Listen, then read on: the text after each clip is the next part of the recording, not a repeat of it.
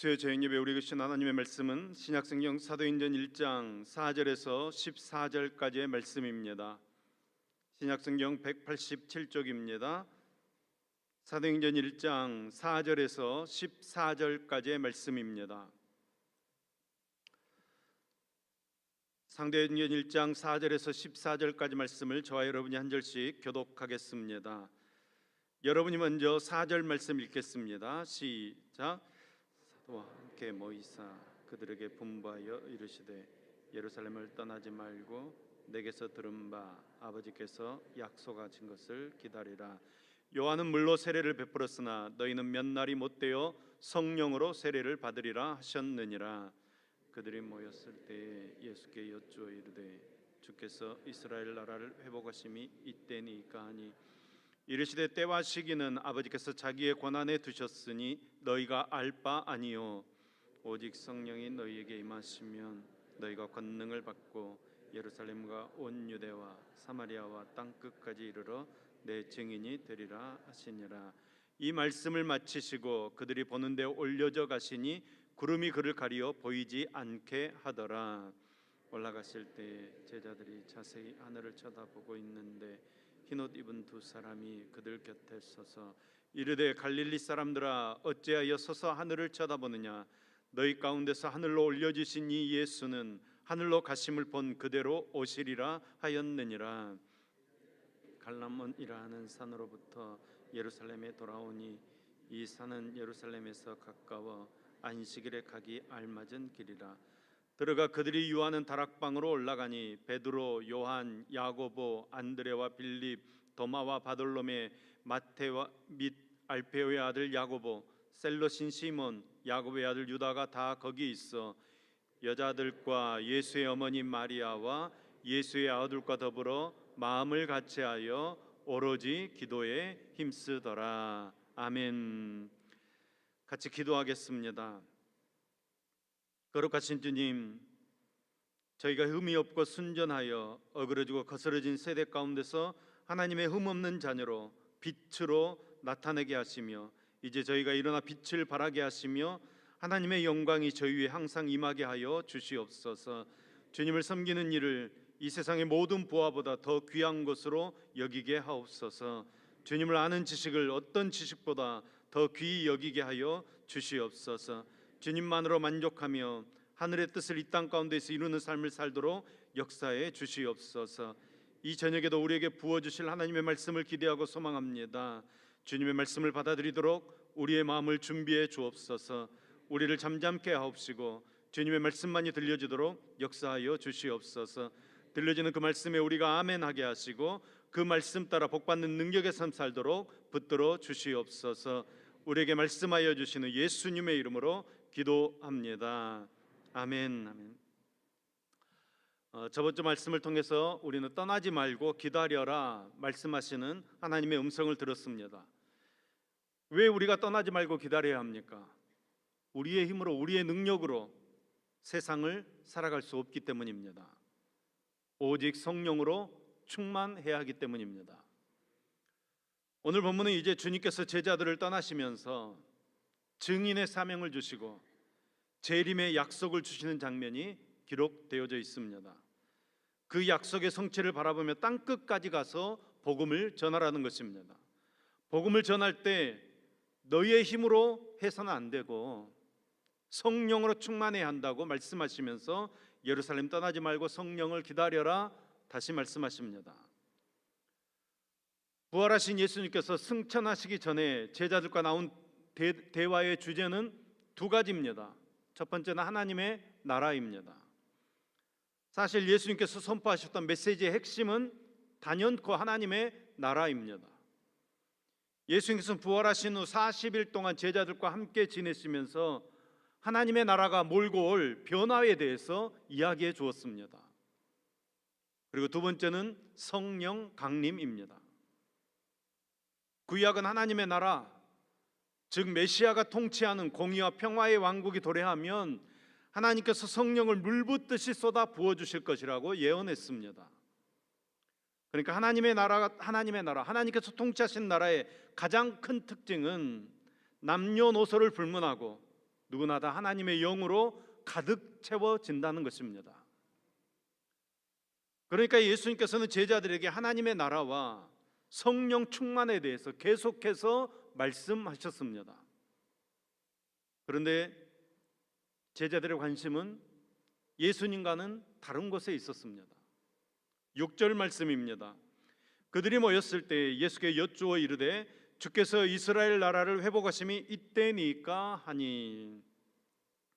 사도로는 주님께서 성령 강림에 대한 약속의 말씀을 하셨을 때 대뜸 성령님께서 임하실 때 메시아의 왕국도 임한다는 이 구약적인 사고방식에 따라서 이 나라가 그러면 언제 독립될 것인가, 이 나라가 언제 다시 세워질 것인가. 그러니까 여러분, 선민의식으로 똘똘 뭉쳐있던 이스라엘은 수없이 많은 외침을 당했고 나라가 망한 적도 수차례 있습니다. 지금 예수님 시대에는 로마가 쳐들어와서 로마가 지금 이 땅을 지배하고 있습니다. 식민 지배를 받고 있습니다. 민족적 자존심은 땅에 떨어진 지 오래됐고 백성들의 삶은 수탈과 착취로 피폐해져 있었습니다. 바로 이러한 때 이스라엘의 가장 큰 염원은 두말할 나위 없이 경제 정치적인 자유와 해방을 맞이하는 것입니다. 하나님의 영이 임하시게 되면 반드시 그런 일이 가능하리라고 생각했습니다. 이처럼 이스라엘 나라의 회복이라는 이 사도들의 질문은 인간적이며 아주 정치적인 성격을 띠고 있다는 점이 중요한 것입니다. 부활하신 예수님을 만났음에도, 사단 마귀의 권세를 모두 다 물리치시고 승리를 이루신 예수님을 만났음에도 제자들은 아직도 사단의 세력에 묶여 있는 것입니다. 이러한 사도들의 질문에 관한 예수님의 대답은 성령 강림으로 시작될 하나님의 나라가 민주주의적인 국권 회복과는 전혀 다른 수준의 나라라는 사실을 계속해서 말씀하고 있습니다. 7절 말씀입니다. 이르시되 때와 시기는 아버지께서 자기의 권한에 두셨으니 너희가 알 바 아니요. 여기서 예수님께서는 결코 이스라엘의 국권 회복을 부인하신 것이 아닙니다. 분명히 때가 되면 하나님께서는 이스라엘의 정치적 독립을 이루어 주시고 평화와 공의가 넘쳐나는 메시아 왕국을 실현하실 것이라고 말씀하고 있습니다. 하지만 그 정확한 때와 시기는 하나님의 주권과 하나님의 자유에 달려 있으니까 너희들이 상관할 바 아니다, 너희들이 그거 생각해서는 안 된다, 비밀스럽게 감추어진 것이다, 모든 것을 하나님께 맡겨라, 이렇게 예수님 충고하고 계십니다. 토끼가 약국에 와서 당근을 찾습니다. 아주머니, 당근 있어요? 당근 없다. 다음 날에도 토끼가 왔습니다. 아주머니, 당근 있어요? 당근 없대도 당근 살려면 시장으로 가라. 다음 날에도 토끼가 왔습니다. 아주머니, 당근 있어요? 당근 없다니까. 이놈이 나를 귀찮게 하네. 한 번만 더 오면 귀를 잘라버리겠다. 다음 날 토끼가 왔습니다. 아주머니, 가위 있어요? 가위 없다. 그러면 당근 있어요? 이제 저는 오늘 말씀을 준비하면서 이 이야기가 떠올랐습니다. 이 토끼의 모습이 바로 제자들의 모습 아닌가, 바로 저와 여러분의 모습 아닌가 생각해 보았습니다. 제자들 보십시오. 계속 똑같은 것을 묻습니다. 나라가 언제 회복됩니까? 하나님의 나라가 임했어. 메시아가 오셨어. 예수님 부활 승리했어. 그러면 나라는 언제 회복되는 것인가? 거기에만 관심이 있는 것입니다. 예수님께서 그거 아니다, 내 나라는 땅에 속한 나라 아니다, 저 하늘에 속한 나라다. 예, 알겠습니다, 예수님. 그리고 돌아서면 예수님, 그런데 나라는 언제 회복됩니까? 여러분, 이게 무슨 토끼도 아니고, 여러분, 예수님을 왜 믿으십니까? 예수님을 믿는 목적이 무엇입니까? 우리가 예수님을 믿는 이유와 목적이 하나님께서 우리를 하나님의 자녀로 부르신 목적과 같아야 하는데, 그것이 다를 때 그것을 동상이몽이라고 합니다. 동상이몽이 생기면 영적인 갈등이 생기는 것입니다. 예수님께서는 12사람을 선택하셔서 제자로 삼으셨습니다. 예수님께서 그들을 부르실 때 사람을 낚는 어부로 만들겠다고 말씀하시면서 그들을 불렀습니다. 제자들은 자신의 모든 것을 버려두고 예수님을 따랐습니다. 제자들이 자신의 모든 것을 버려두고 예수님을 쫓은 데는 나름대로의 이유와 목적이 있었을 것입니다. 그것은 수백 년 동안 주변의 강대국들에 의해 억압을 당하고 있는 이스라엘 나라의 회복입니다. 그리고 이스라엘이 회복되게 되면 자신들이 권력의 중심에 설 것을 기대했습니다. 그들은 예수님의 가르침과 행하시는 많은 기적들을 보면서 이스라엘 나라를 회복시킬 메시아라고 확신하고 예수님을 따랐습니다. 그런데 예수님 말씀하시는 하나님의 나라는 자기들이 기대했던 하나님의 나라와는 다른 것입니다. 예수님께서 말씀하신 하나님의 나라는 인간의 불순종으로 인해서 잃어버린 영적인 회복입니다. 죄로 깨어진 하나님과의 관계가 회복되어지는 것입니다. 하나님의 뜻이 하늘에서 이루어진 것처럼 땅에서도 이루어지는 나라를 꿈꾸시는 것입니다. 그러니까 예수님께서는 그 하나님의 나라를 회복하기 위해 인류의 모든 죄를 짊어지시고 십자가의 죽음을 선택하시는 것입니다. 제자들은 당황했습니다. 이게 아닌데, 이러면 안 되는데. 제자들의 갈등이 극에 달합니다. 예수님께서 말씀하신 하나님의 나라는 제자들이 원했던 나라가 아니었습니다. 제자들은 혼란스럽습니다. 실망감에 사로잡힙니다. 그러니까 가룟 유다는 은 30에 예수님을 팔아버립니다. 베드로와 다른 제자들은 십자가를 지시는 그 예수님 버려두고 도망가 버립니다. 예수님을 따랐던 3년의 시간이 동상이몽의 시간이었습니다. 예수님을 믿는다고 하는 우리들도 이런 동상이몽의 모습이 있습니다. 많은 사람들이 예수님 믿는 목적이 제자들과 다르지 않습니다. 예수 믿어서 더 부자되고 건강해지고 세상적으로 성공하고 출세하는 것에 목표가 있습니다. 자신이 원하는 것이 이루어지지 않으면 예수 믿어도 별 볼 일 없네, 그러면서 믿음의 자리를 떠나버립니다.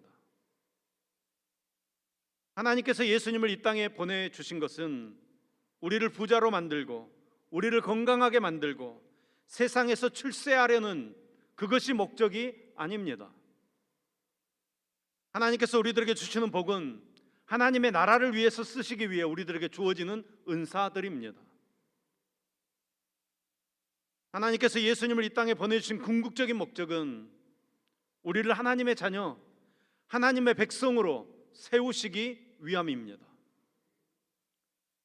그러니까 우리의 삶을 살펴보면 하나는 하나님의 꿈을 가지고 있습니다. 다른 하나는 사람의 꿈을 가지고 있습니다. 그런데 이 둘 중에서 뭐가 더 중요하냐?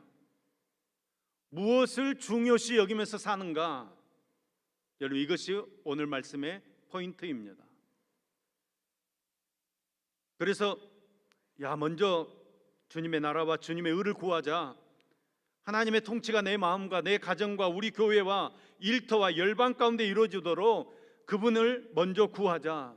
우리가 이렇게 날마다 우리를 쳐서 올바른 꿈을 갖고자 애쓰면 자연히 하나님의 꿈을 내 꿈 삼는 사람으로 변화될 줄로 믿습니다. 우리 자신을 자꾸 하나님 앞에 정렬시키는 것입니다. 예수님을 믿어도 가난할 수 있습니다. 병들 수 있습니다.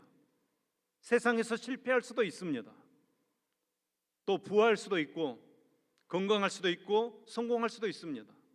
문제는 가난하든 부하든 병들었든 건강하든 실패했든 성공했든 예수님 안에서 하나님의 나라 백성 되었음을 감사하시고 그 나라를 향해서 살아가야 합니다. 그 나라를 전파하며 살아야 하는 것입니다. 그러니까 여러분, 말씀으로 우리가 변화되어야 합니다. 내 생각과 내 사고의 틀이 말씀이 선포될 때 다 깨어지고 새롭게 변화되어져야 합니다. 그런데 우리의 생각이 변화되질 않는다는 것입니다.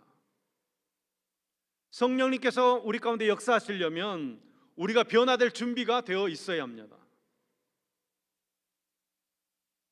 제 아들이 어렸을 적에 아마 4, 5살쯤 되었을 때인 것 같습니다. 아들이 포도주스를 좋아했습니다. 아들이 물을 마시려고 정수기에서 물을 따라서 마시고 있습니다.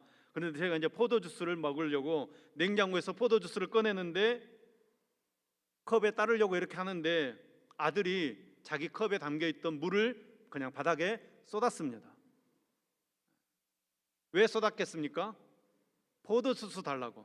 자기도 포도주스 달라는 겁니다. 포도주스 먹고 싶으니까 어떻게 했다고요? 물을 쏟았다는 겁니다.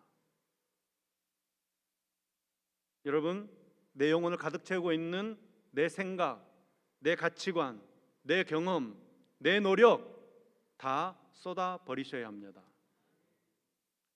내 것으로 가득 차 있으면 성령의 임재를 경험할 수 없습니다. 내 인간적인 기대와 소망 내려놓아야 합니다.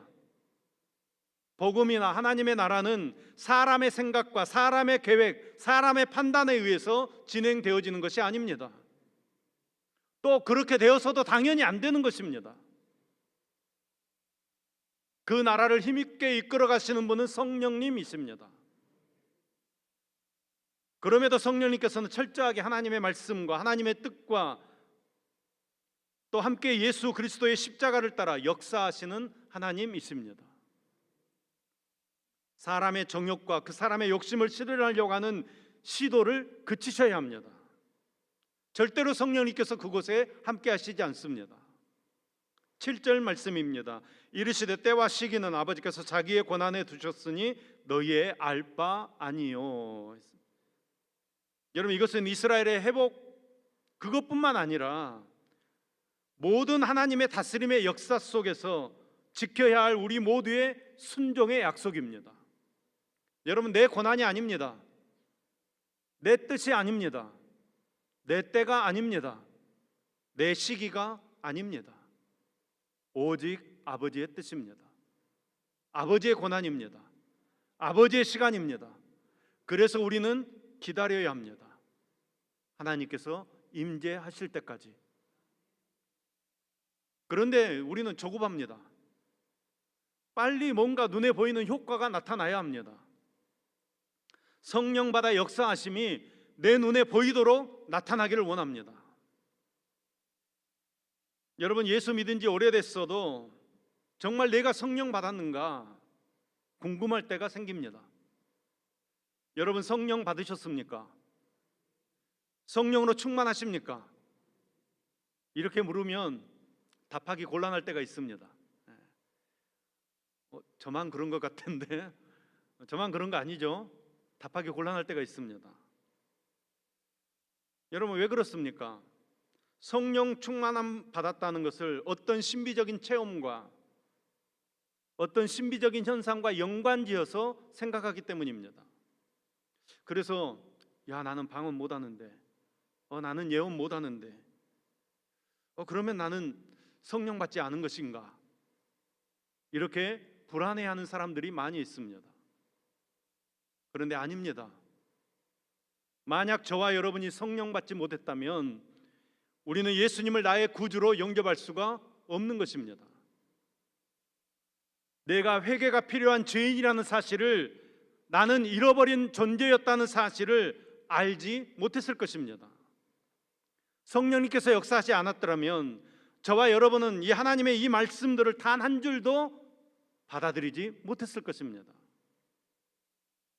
예수님을 주님으로, 하나님을 아버지로 고백하지 못했을 것입니다.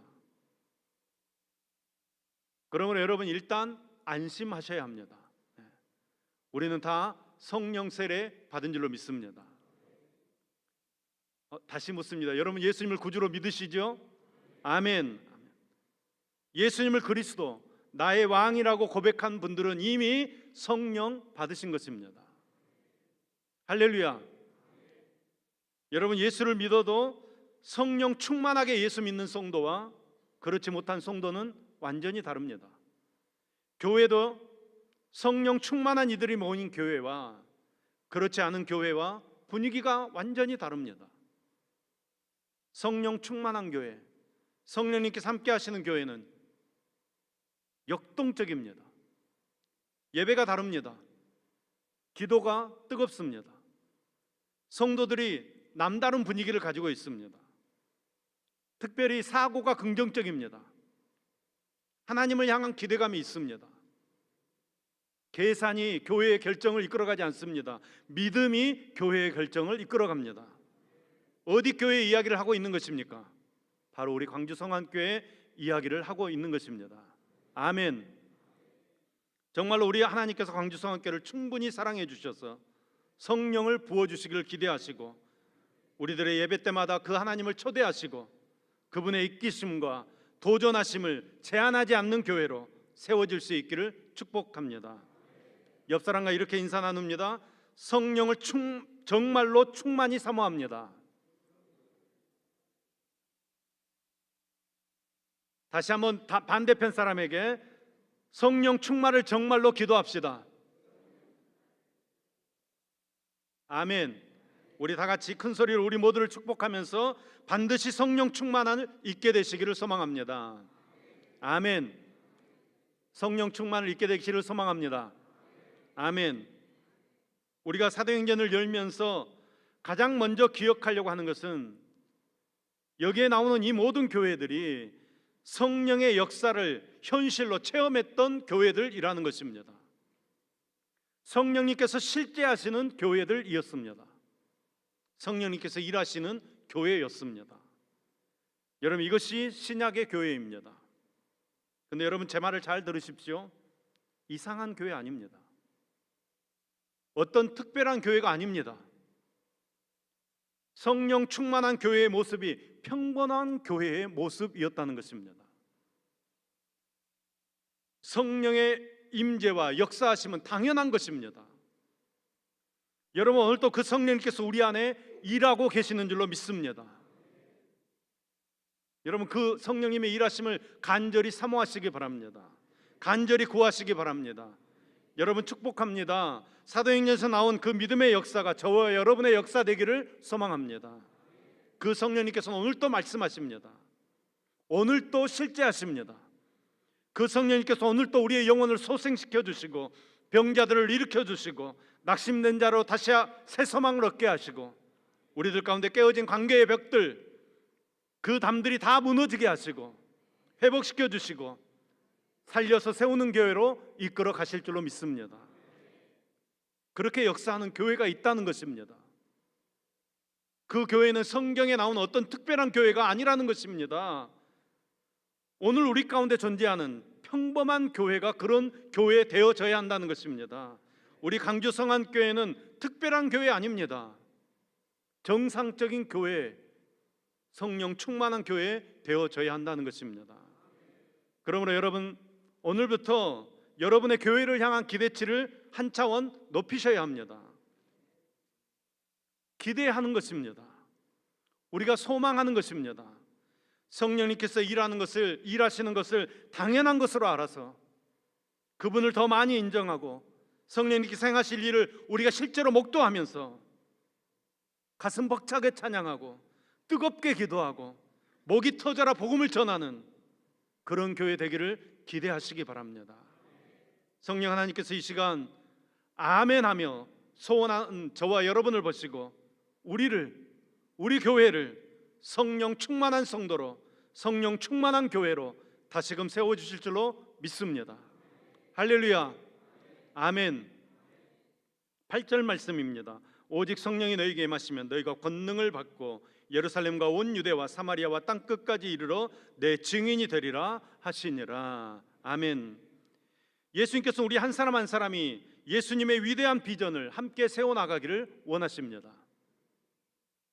낙심해 있는 제자들을 예수님께서 찾아가셔서 만나주시고 보여주시고 하나님의 나라에 대해서 말씀해 주시고 성령을 약속해 주시고 결국 성령을 충만히 부어주셨습니다. 그러니까 예수님께서는 그 제자들을 통해 하나님의 나라를 세우기를 원하셨던 것입니다. 마찬가지로 예수님 오늘 이곳에 찾아오셔서 우리를 일으켜 주시고 우리에게 새 힘 주실 줄로 믿습니다. 예수님께서는 우리를 통해 하나님의 나라가 이 땅에 전파되어지고 진정한 하나님의 나라가 세워지기를 원하시는 것입니다.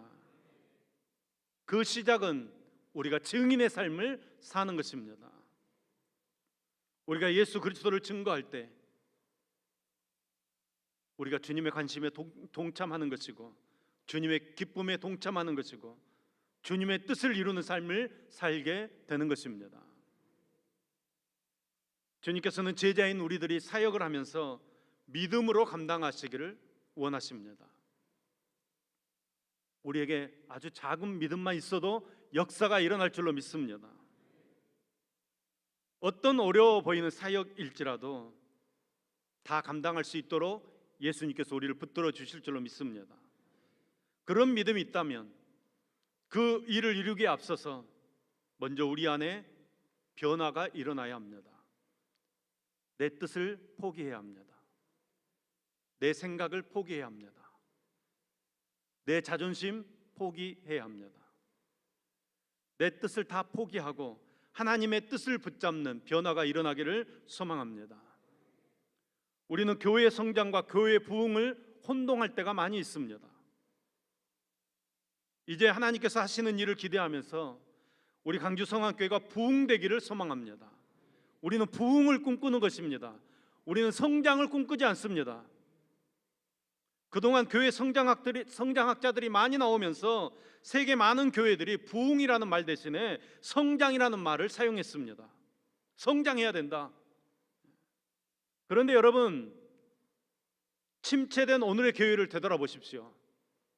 부흥이라는 말을 잊어버리고 성장이라는 말을 사용하면서 교회는 성장이 멈춰버렸습니다.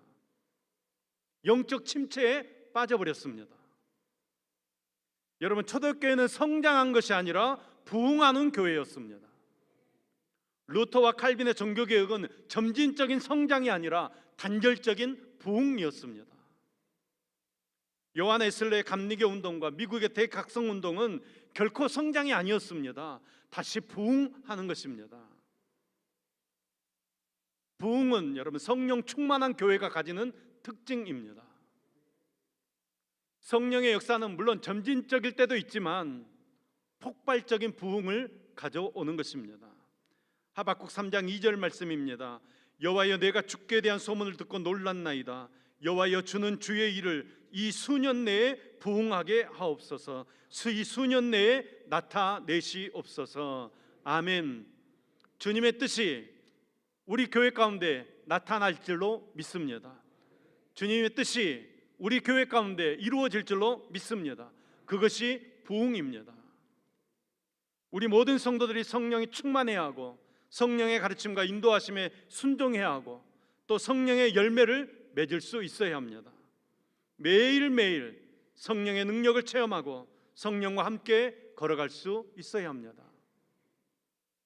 우리는 우리 안에 내주하시는 성령님께 나의 전 존재를 맡기고 그분의 인도하심에 순종하는 진정한 성령의 사람 되어져야 합니다. 여러분, 교회는 민주주의 아닙니다. 혼돈하시면 안 됩니다. 교회는 성령님께서 이끄시는 대로 가는 것입니다. 우리는 항상 기도해야 합니다. 하나님, 교회를 어디로 이끄실 것입니까? 우리가 그 이끄심에 아멘으로 순종하게 하옵소서. 여러분, 저를 위해서 기도하실 때 성령의 이끄심을 받는 목사 되도록 기도하셔야 합니다.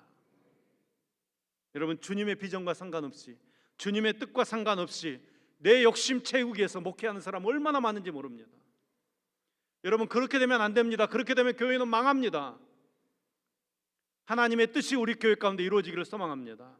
하나님의 뜻이 이루어지려면 우리가 성령으로 붙들려야 합니다. 성령으로 충만해야 합니다. 주님의 비전과 상관없이 그냥 흘려보내는 시간 갖지 마시고 주님의 비전을 내 비전으로 삼고 주님의 비전을 우리 비전으로 삼고 우리 교회의 비전으로 삼고 여러분의 삶 속에서 하나님을 만나고 성령으로 충만해져서 하나님께 쓰임받는 우리 교회 되기를 간절히 소망합니다. 사도행전의 주인공 되시는 성령 하나님께서 그날 초대교회에 함께 하시고 역사하셨던 것과 동일하게 저와 여러분의 삶에, 그리고 우리 성안교회에 역사해 주시기를 간절히 소망합니다.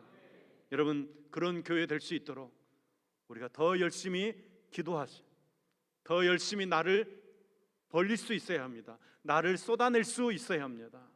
성령님께서 충만히 역사하시도록 우리의 생각, 우리의 모든 것 다 내려놓고 성령으로, 말씀으로 다시 새로워지는 우리 강주 성안교회 될 수 있기를 예수님의 이름으로 축원합니다.